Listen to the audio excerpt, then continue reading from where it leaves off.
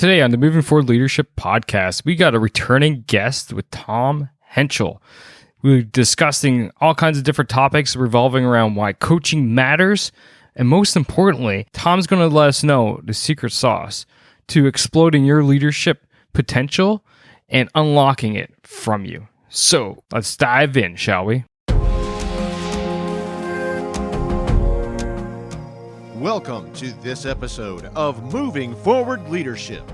Stick around and learn how to achieve, excel, and become a leader that people willingly follow. Lead, don't boss. And now, here's the host of our show, Chief Leadership Officer, Scott McCarthy.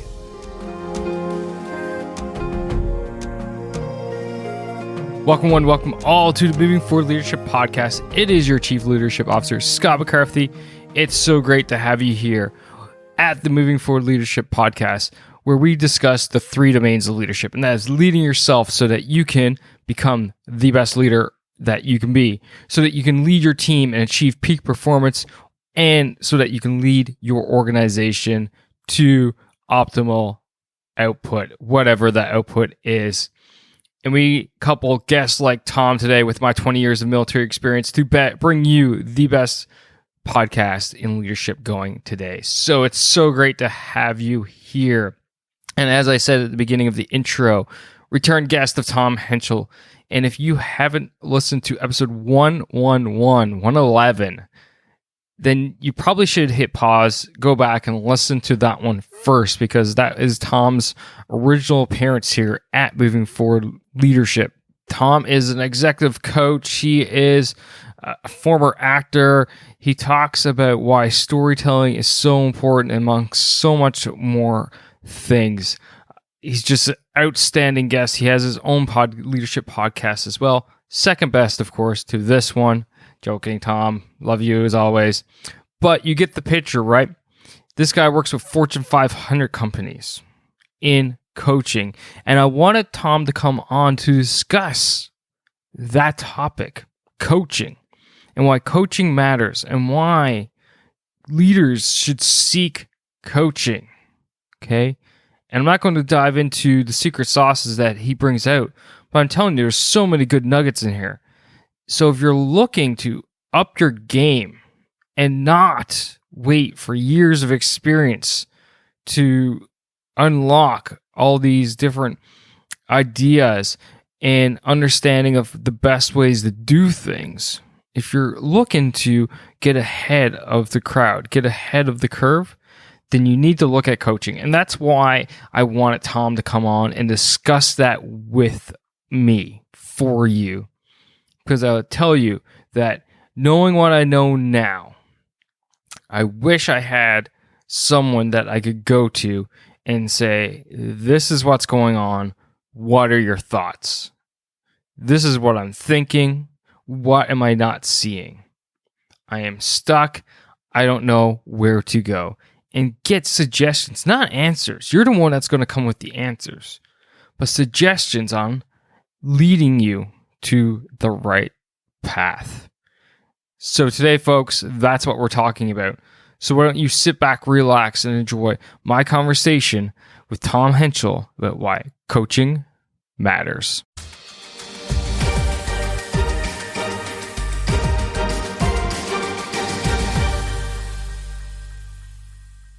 Tom Henschel, welcome back to the Moving Forward Leadership Podcast. It's so great to have you back again. It is great to be back. Thanks. It was only 19 episodes ago that you were actually on the show.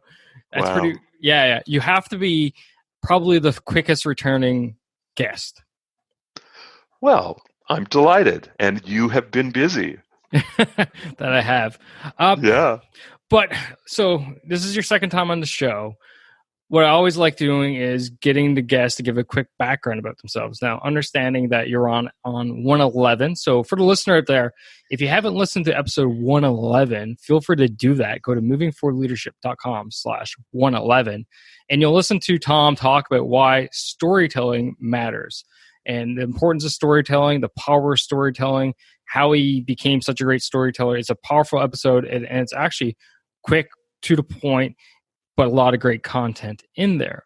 But Tom, so if the listeners carrying on is the first time they listen to you on this show, how about a quick little background about yourself? How you got to become an executive coach, and Cole's Notes version, and then we'll go down.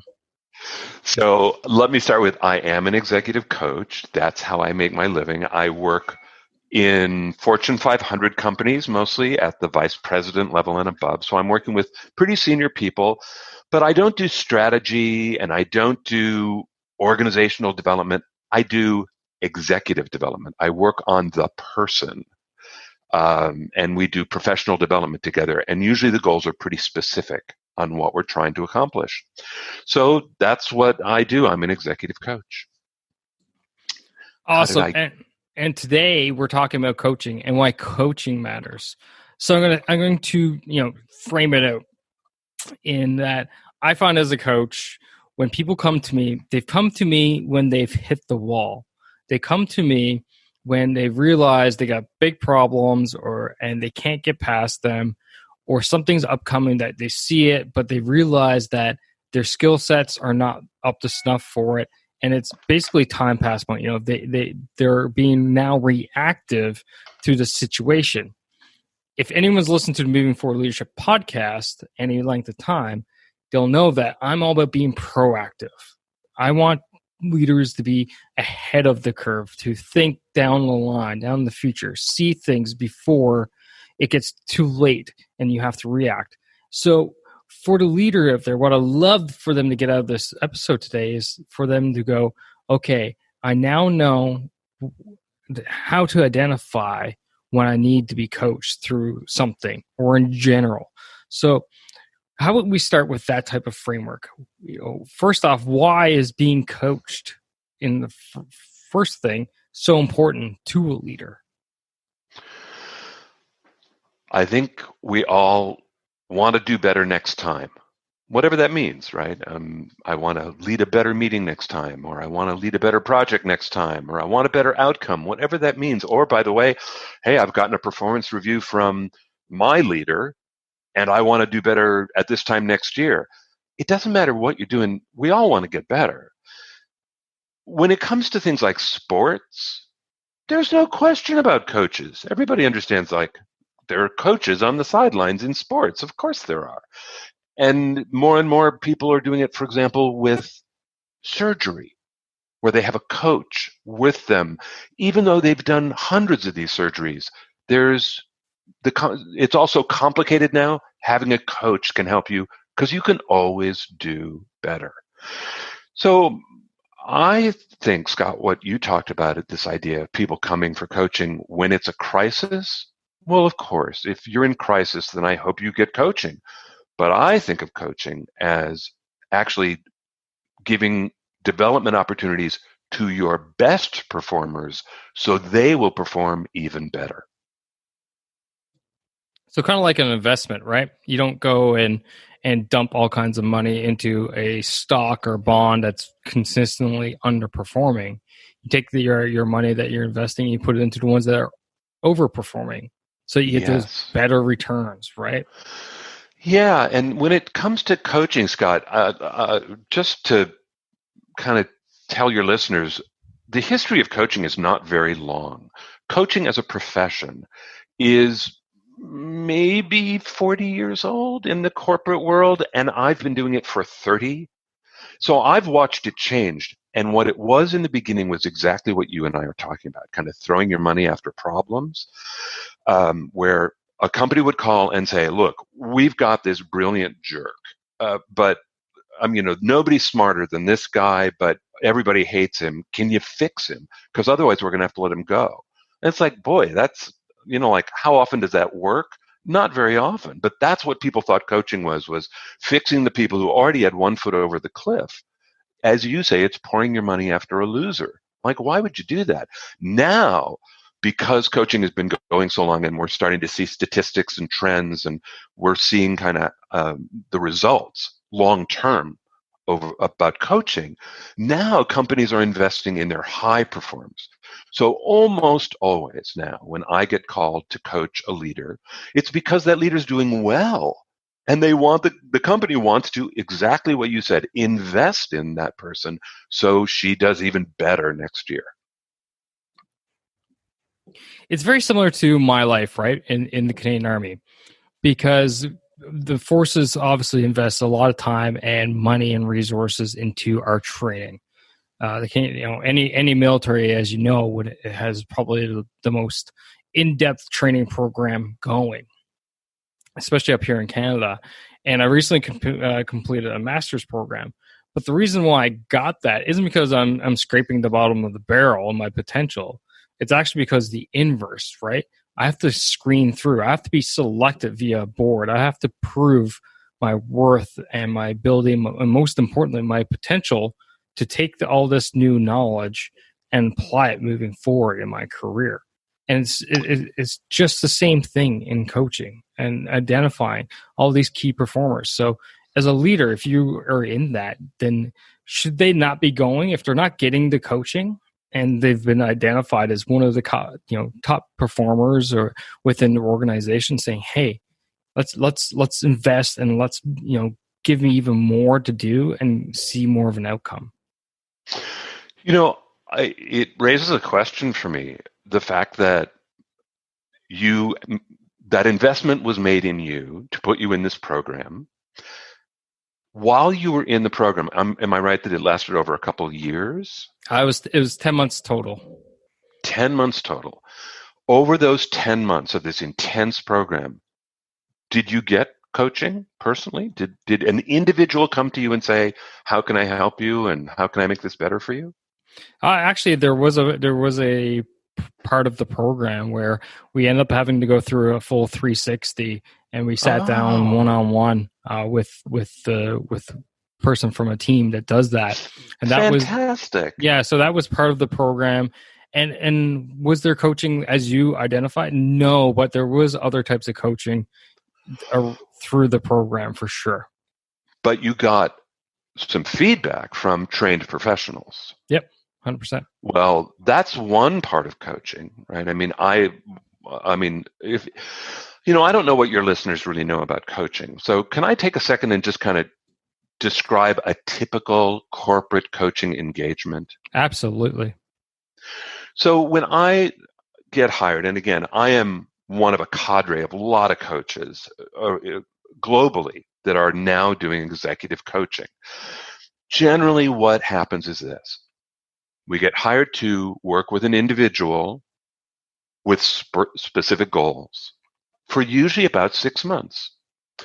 And what's front loaded in that before the 6 months start is a 360, as you said. Again, what that means is gathering a lot of data about you and how people experience you and delivering it to you in a way that is professional and so that you can make sense of it.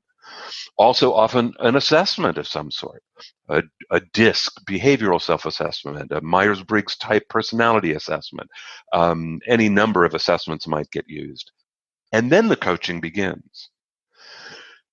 And then when you meet over 6 months, and you're working also, by the way, with the leader's leader.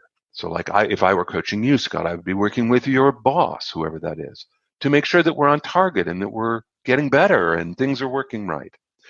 So what happened with you in your master's program where you got a 360 and a debrief, that would be the opening event of a much longer coaching engagement, but it's baked into the coaching. So in some ways you did get coaching. You got a really unique perspective on how people experience you in the workplace, and I'm going to assume that it was meaningful to you, was it?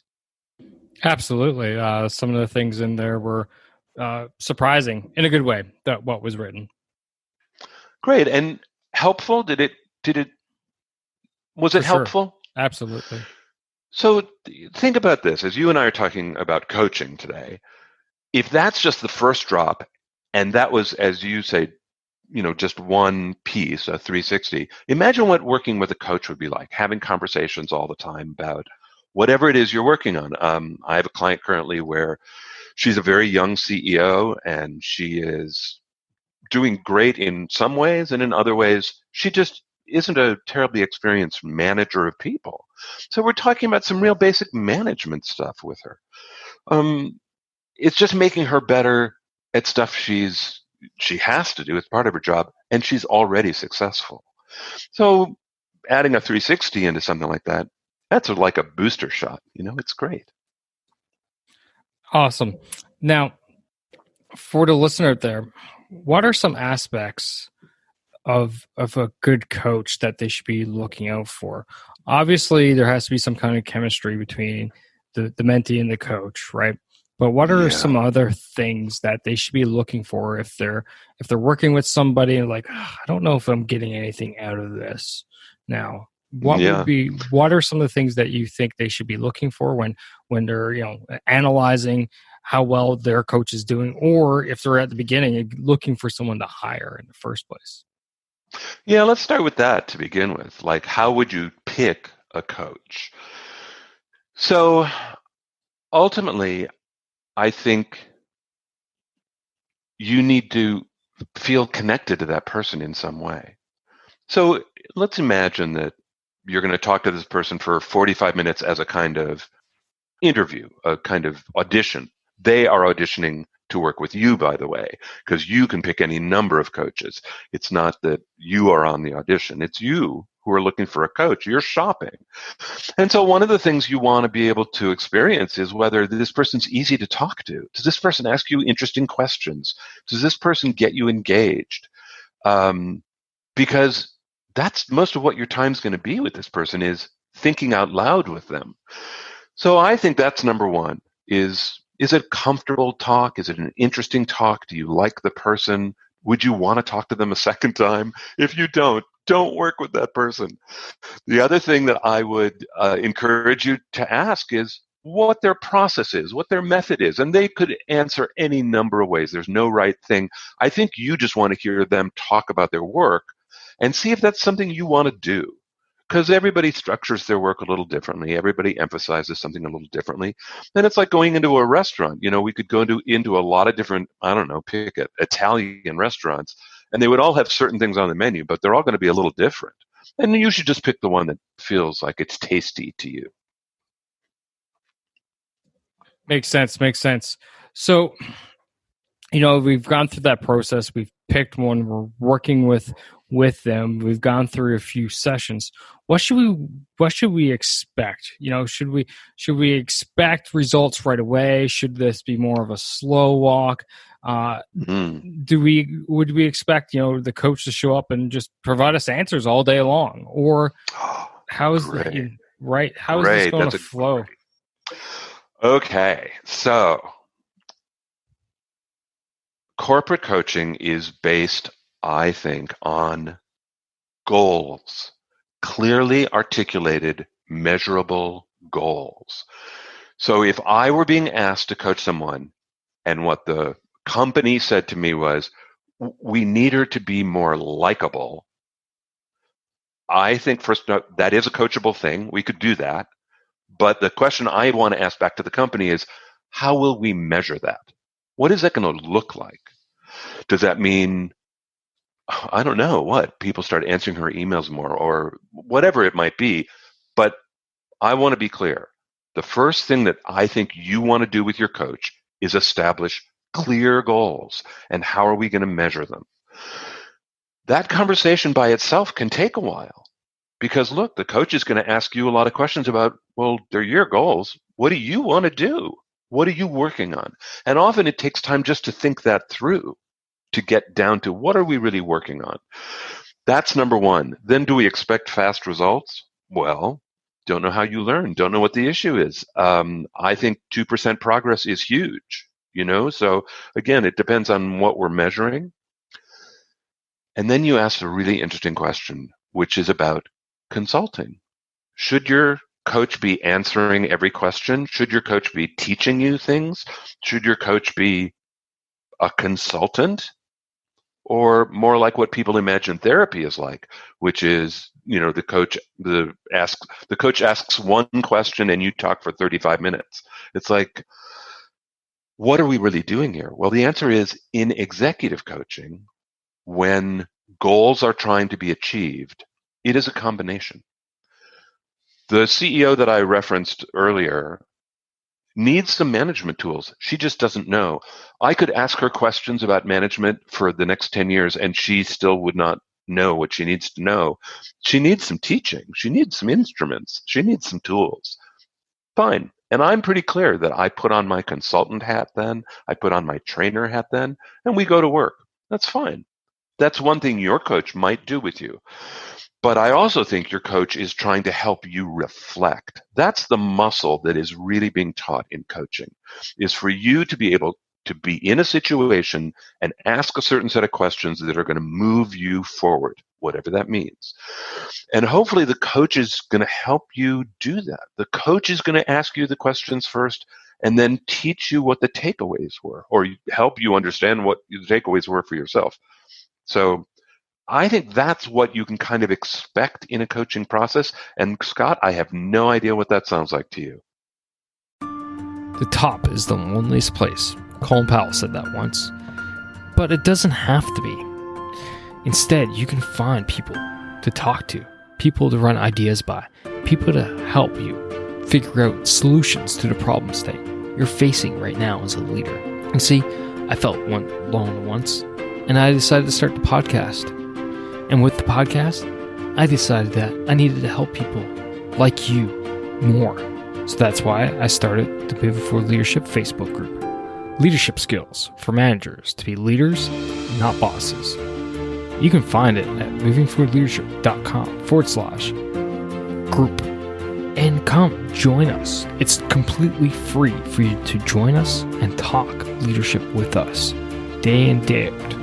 So check us out again at movingforwardleadership.com/group. Now back to the show. No, that all makes sense, and it's super. To me, it's clear because I like you, I'm a coach as well. So I see the dual roles, right? Like as you said, in some instances you're kind of like the counselor, where you're just sitting there, ask a question or two, and helping the person basically flesh out their thoughts and their thought process to make things clearer. But on the other side, sometimes you have to be that trainer, the more of the sports type coach, where you're kind of helping them put in the systems, processes, giving them the tools to get through that type of scenario, right? So I really definitely see that. So if I may, I'd like to go back to the first part of what you just said, the coach who kind of gets you in dialogue. Absolutely. One of the things, so I said that I've been coaching for 30 years, and it's been a fantastic journey. But what I keep learning more and more and more and more about are two things: asking powerful questions and listening.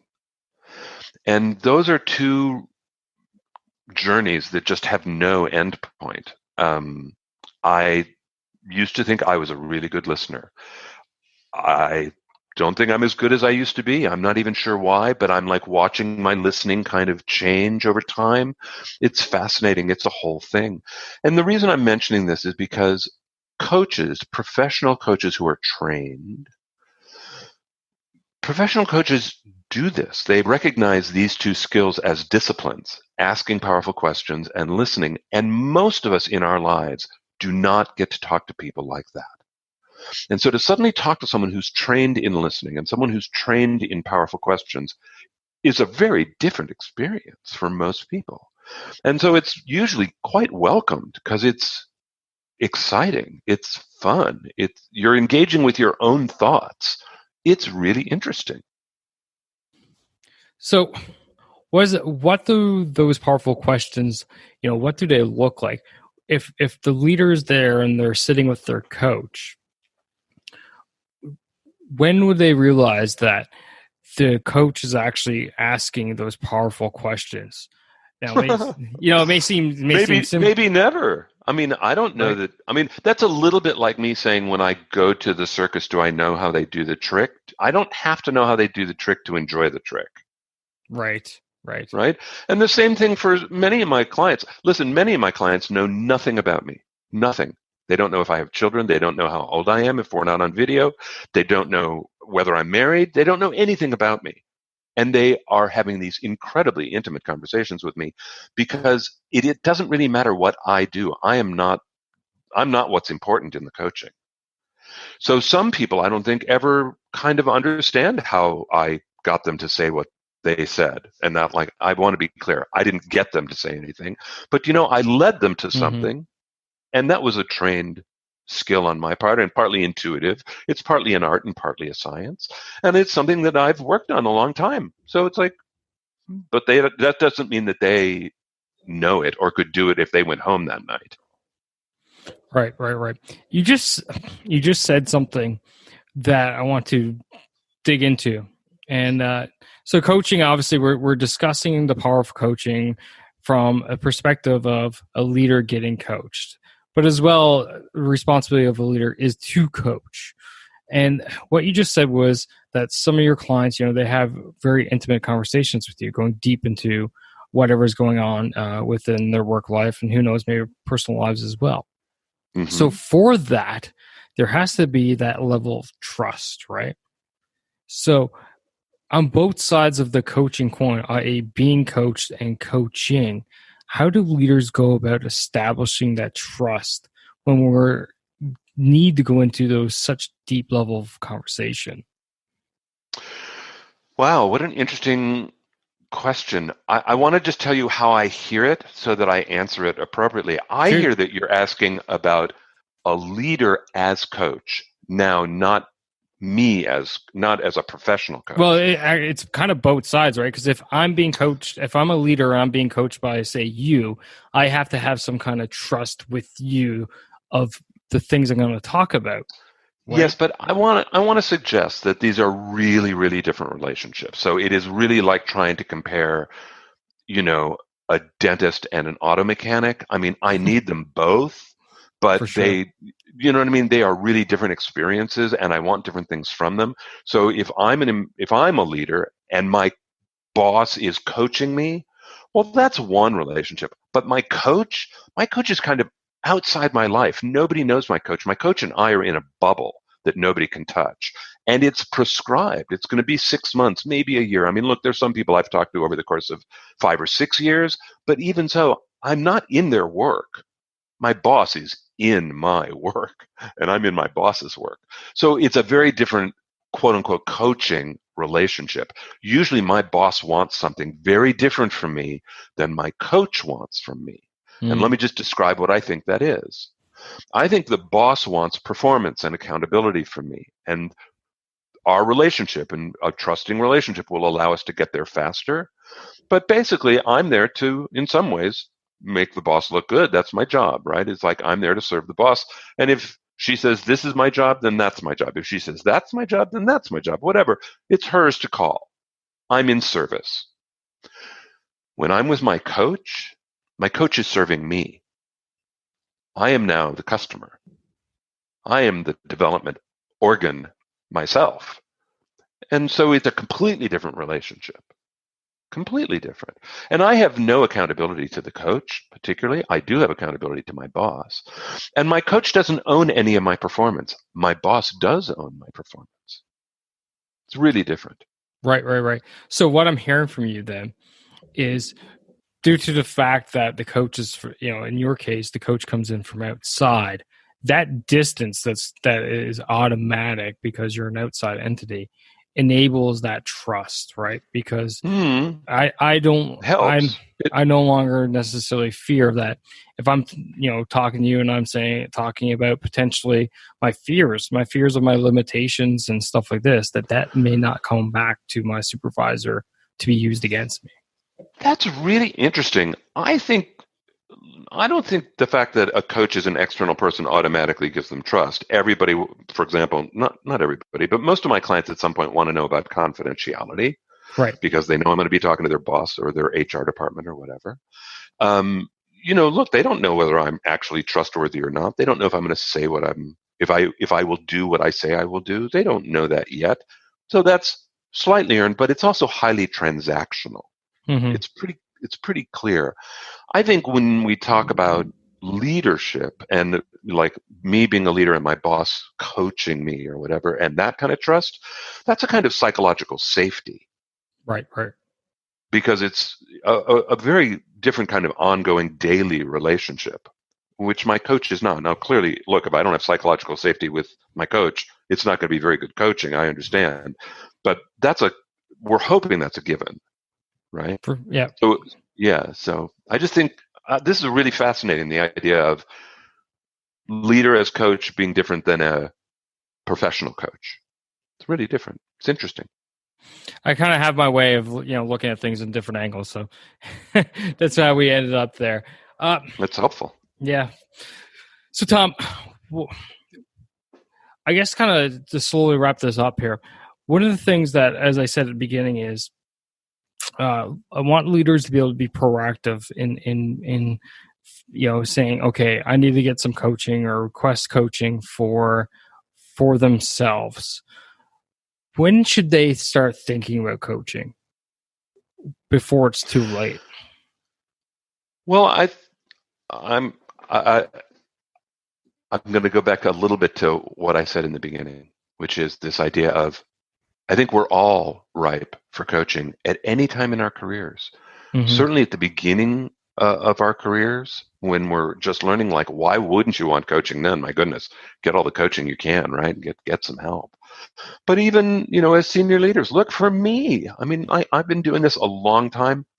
I have 2 coaches that I work with who help me, because the journey is never over. We're talking about personal growth and professional development.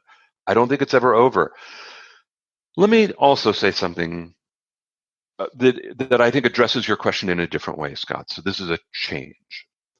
I think often in our culture, and you can tell me whether this is prevalent in the military or not, I don't know if it is, but I know that it's true often in the corporate culture, is there's a fear of looking weak. There's a fear of making mistakes. There's a fear of looking like a learner, like I'm supposed to know the answers to all this stuff. And I think we don't help ourselves with that belief, because there are plenty of people who I think are willing to help us. Now, that said, I also think you need to be politically savvy. And if you're in a place where it really is dangerous to look like a learner, then don't look like a learner. I mean, fake it till you make it. Do your best. But it's going to slow you down. It's much harder work.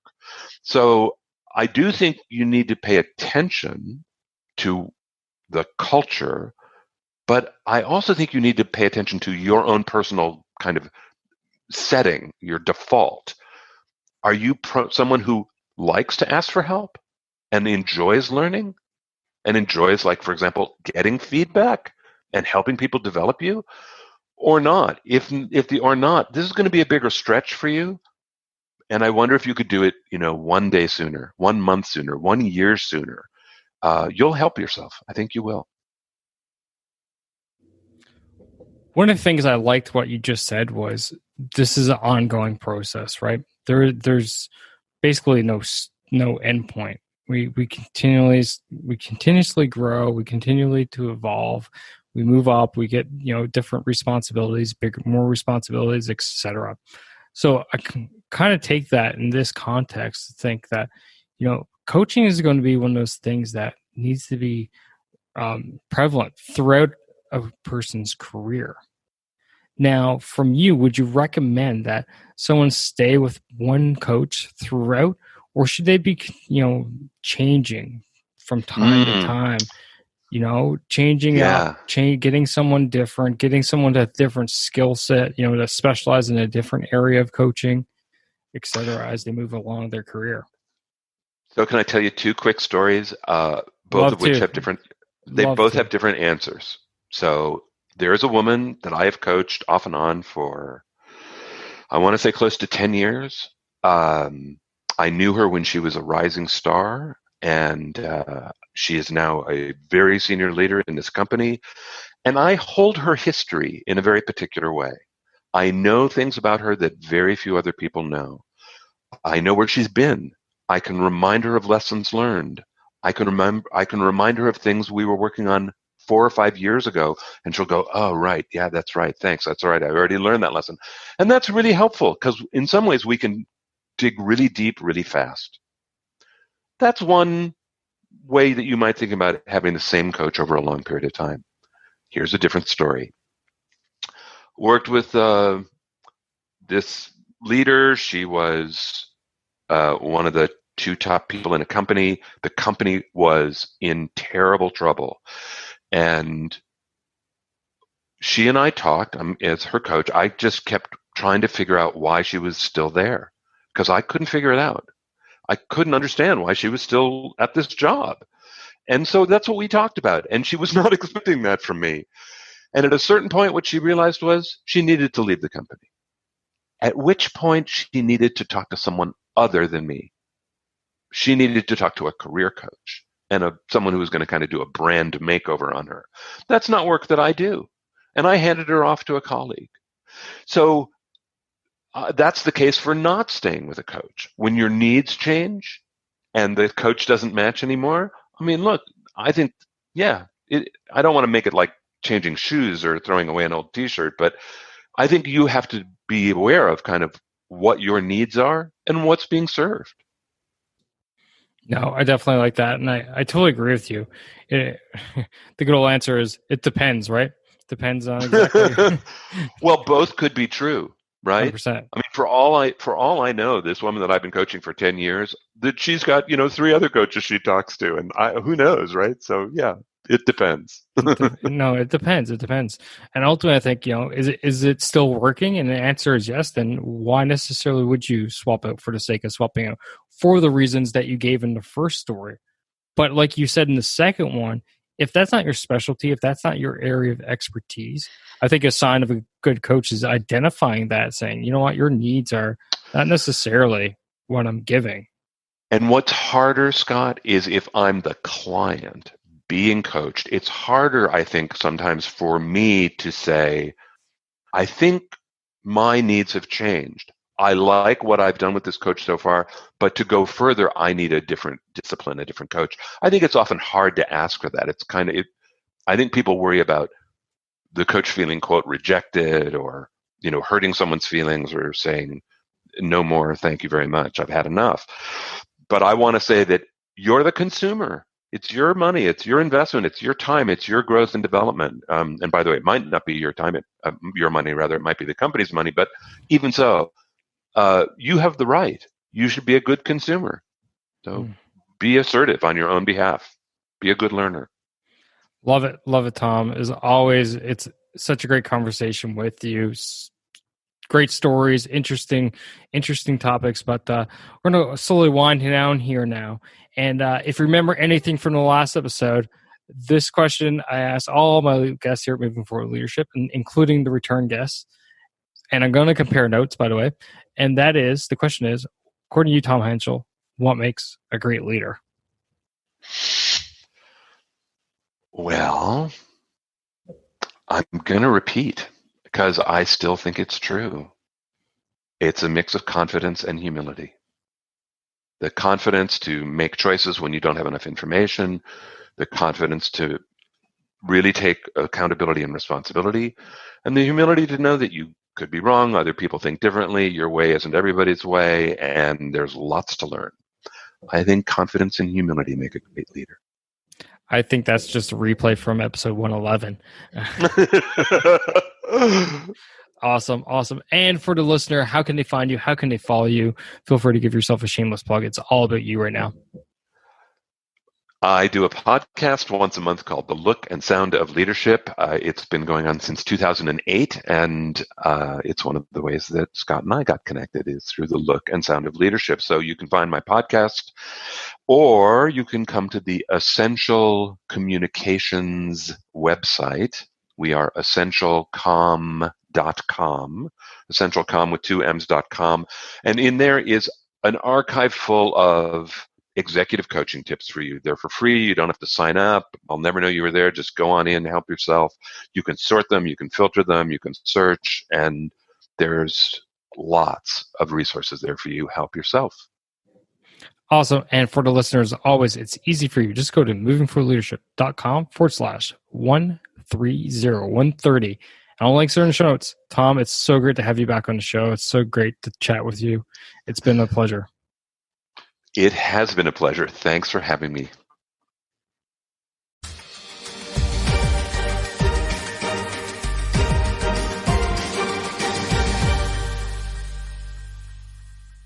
All right, that's all I got for you fine folks today. I hope you enjoyed the show. I hope you enjoyed the interview. And most importantly, I hope you got something out of it. And if you did, remember, R squared, S squared, right? Rate and review the show so that it gets a little bit noticed, a bit more. But most importantly, I can help more people, because that's what I'm here for. That's what my guests are here for, is to help more people become better leaders and not being bosses, right? So remember that. R squared, rate and review. S, share the show. Share this show with someone who you think can relate to the podcast as a whole and today's topic. And then finally, subscribe. Subscribe so that you never miss another episode. And you can do that via your podcast playing app of choice through movingforwardleadership.com/subscribe. That's it for today, ladies and gentlemen. And as always, stop bossing and start leading. Take care now.